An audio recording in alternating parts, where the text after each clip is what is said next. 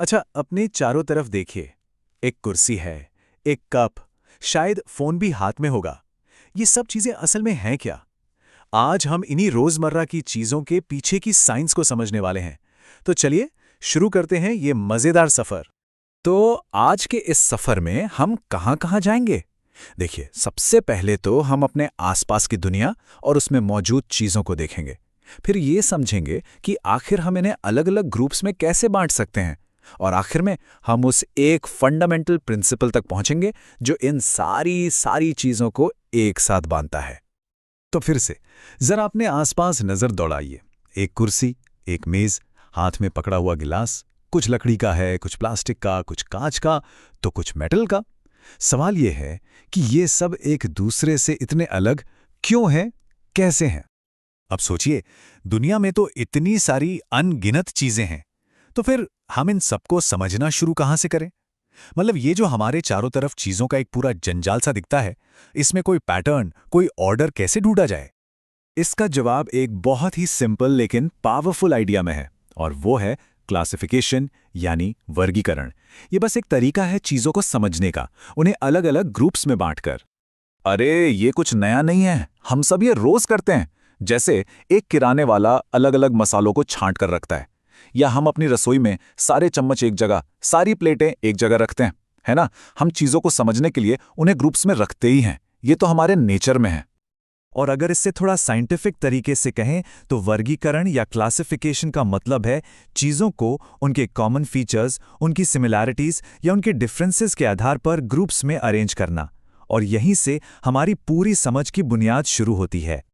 ठीक है, तो सवाल ये है कि हम ये क्लासिफिकेशन करते कैसे हैं? हम चीज़ों के गुणों को देखते हैं, मतलब उनकी प्रॉपर्टीज़ को। ये प्रॉपर्टीज एक तरह से क्लूज की तरह हैं, जो हमें बताती हैं कि कोई चीज क्या है। चलिए कुछ मजेदार प्रॉपर्टीज को देखते हैं। तो सबसे पहली प्रॉपर्टी है अपीयरेंस, यानी वो चीज दिखती कैसी है।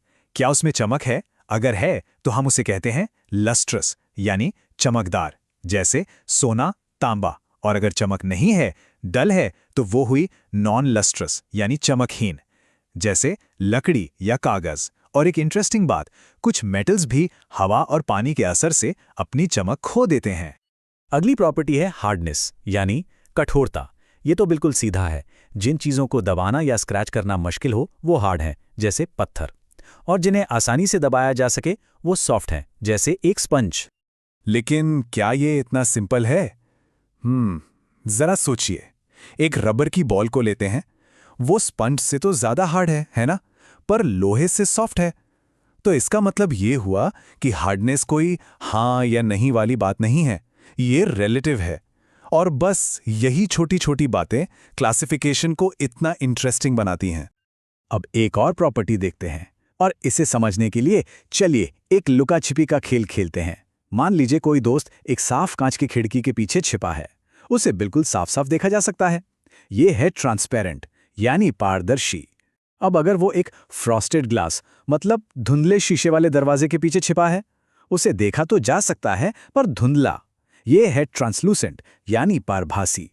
और अगर वो दीवार के पीछे छिप गया तो बिल्कुल नहीं दिखेगा। ये है ओपेक, यानी अपारदर्शी। सिंपल। अच्छा, कभी शिकंजी बनाई है? जब हम पानी में चीनी और नमक डालते हैं तो वो कहाँ चले जाते हैं? एकदम गायब हो जाते हैं। ऐसा इसलिए होता है क्योंकि वो सॉल्युबल है, यानी घुलनशील।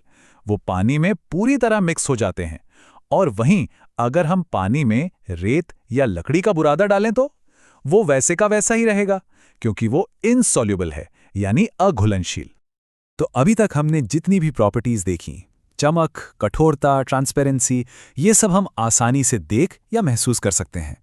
पर अब हम दो ऐसी फंडामेंटल प्रॉपर्टीज की बात करने वाले हैं जो दुनिया की हर एक चीज में होती हैं। इनमें से पहला है मास, यानी द्रव्यमान। सीधे शब्दों में कहें तो ये बताता है कि कोई चीज कितनी भारी है। सोचिए, हमारे पास एक ही साइज के दो कप हैं। एक में हमने कंकड़ भर दिए और दूसरे में पानी।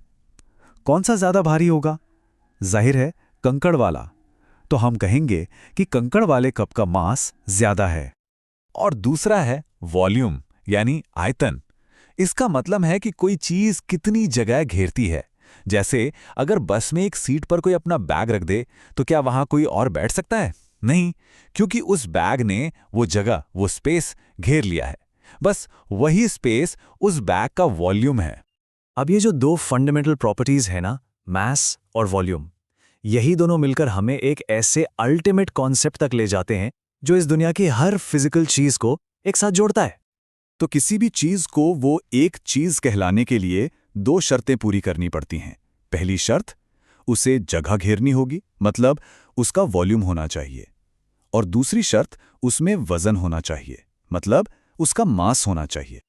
और जब कोई चीज इन दोनों शर्तों को पूरा करती है तो हम उसे कहते हैं मैटर, यानी द्रव्य। कोई भी चीज जिसमें मास हो और जो स्पेस घेरती हो, वो मैटर है। चाहे वो रेत का एक छोटा सा कण हो या फिर कोई बहुत बड़ा ग्रह, ये सब कुछ मैटर है। यही वो एक आइडिया है जो दुनिया की हर चीज को एक साथ जोड़ देता है। चलिए, ये सब तो ठीक है, पर सवाल ये है कि हम ये सब क्यों कर रहे हैं? मतलब क्लासिफिकेशन की इतनी इंपॉर्टेंस क्यों है? हमारी डे टू डे लाइफ में इसका क्या काम? देखिए, ये इसलिए ज़रूरी है क्योंकि क्लासिफिकेशन हमें चीज़ों को एक सिस्टमैटिक तरीके से समझने में मदद करता है। हम पैटर्न्स देख पाते हैं और सबसे ज़रूरी, सही काम के लिए सही मटेरियल चुन पाते हैं। अब आप ही सोचिए, हम पानी पीने के लिए ग्लास कांच का बनाते हैं, कपड़े का तो नहीं बनाते, है ना? बस यही है क्लासिफिकेशन का कमाल। ये हमारी जिंदगी को आसान बनाता है, बिल्कुल वैसे ही जैसे एक दुकानदार अपनी दुकान को ऑर्गेनाइज करके अपना काम आसान कर लेता है। और अब एक बहुत ही सरप्राइजिंग, माइंड ब्लोइंग बात। ये जो आप देख रहे हैं, ये एक प्राचीन संस्कृत श्लोक है। ये आयुर्वेद के एक पुराने ग्रंथ अष्टांग हृदयम से है। और पता है इसमें क्या है? इसमें 20 गुणों की एक पूरी सिस्टम बताई गई है, 10 ऑपोजिट पेयर्स, जिससे उस जमाने में दुनिया की हर चीज को क्लासिफाई किया जाता था। तो इससे हमें क्या पता चलता है? यही कि अपने आसपास की दुनिया को ऑब्जर्व करने, उसे क्लासिफाई करने और उसे समझने की ये जो हमारी ज़रूरत है, ये कोई नई नहीं है, ये बहुत पुरानी है, यूनिवर्सल है। हजारों साल पहले भी इंसान यही कर रहा था और आज भी हम वही कर रहे हैं। ये क्यूरियोसिटी हम सब में कॉमन है। तो बस अगली बार जब भी कोई चीज़ आपके हाथ में हो या आपको दिखे, तो एक पल के लिए रुककर सोचिएगा कि ये किस चीज़ से बनी है और इसे बनाने के लिए इसी मटेरियल को क्यों चुना गया। मैं यकीन के साथ कह सकता हूं, इस एक सवाल से आप अपने आसपास की दुनिया को बिल्कुल एक नई नज़र से देखने लगेंगे।